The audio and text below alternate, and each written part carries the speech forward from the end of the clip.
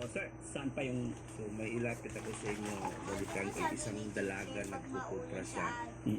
Okay. May sakit kasi po yung nanay niya at saka pwede natin puntahan sa kuprahan. So nandun po siya sa kuprahan ngayon, punta natin kasi nag-ano siya ng niyog. Sige, sige. Tanggal ng laman sa bao. Nagkopra mismo? Nagpupra mismo siya. Okay, sige. Makikita ko rin kasi hindi pa ako mga kababayan, hindi pa ako nakatry or hindi pa ako nakakita kung paano processing ng kopras. Yes. Kopras o kopra? Kupra talaga siya tinatanggal sa bao. Hindi, yung tamang tawag. Kupras. Kopras. Okay, tara. Pagtapos na, kupra na. Okay, pra. Okay, sige. Tara, mauna kasi rin. Dito siya.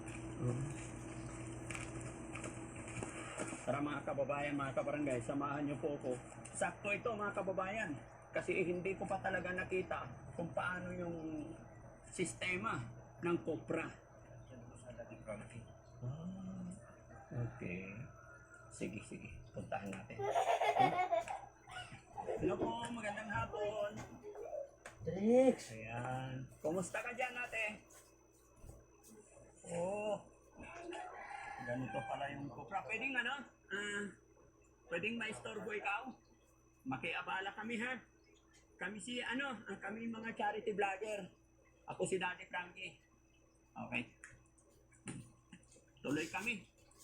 Sabi ni kaya kami nakarating dito, nilapit ka sa amin ni Sir Butite. Kilala mo si Sir Butite?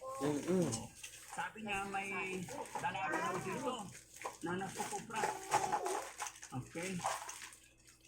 Ikaw talaga nagtatrabaho dito? Gaano ka nakatagal nagtatrabaho dito?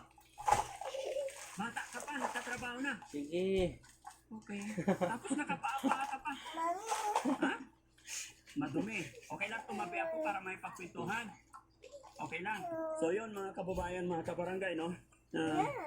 Hindi ako makapaniwala Sabi mo anak mo. na totoo pala yung sinasabi ni Sir Butiti na may babae mismo na siya yung nagtatrabaho dito. So, kausapin natin, paano? Dito ako, pwede? Kaya lolo siya Dito, po. matamaan niya ako. No? Sige. Okay lang ha, istorbo ka namin. Ano yung sinusungkit mo na? Punasan ko Yung kayo ng galing. laptop mo. Sige nga pa, sungkit. Sige, tignan mo nga. Hindi mo pa kaya yan. Hala. Magaling. Diba? Mula pagkabata, ganito na trabaho mo. Okay, bago ang lahat, gaya na sinabi ko, ako si Daddy Frankie, no? Medyo mahina ang boses niya. Okay lang, idikit ko to sa yung mic para makilala ka namin ng lubos. Okay na? Ito lang. Then, isa pa.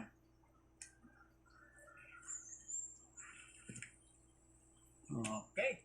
Magandang hapon sa iyo ulit. Ate, anong pangalan mo po? Dena Grace po. Grace. Ilang taon ka na? 25 po. Oh, okay. Saan ba pwedeng pumwesto? Pwede na po dito. Ha? Pwede din po dito. Pwede na dyan. Sige. Para makipagkwentuhan tayo mga kababayan. Okay? Yo! Yo!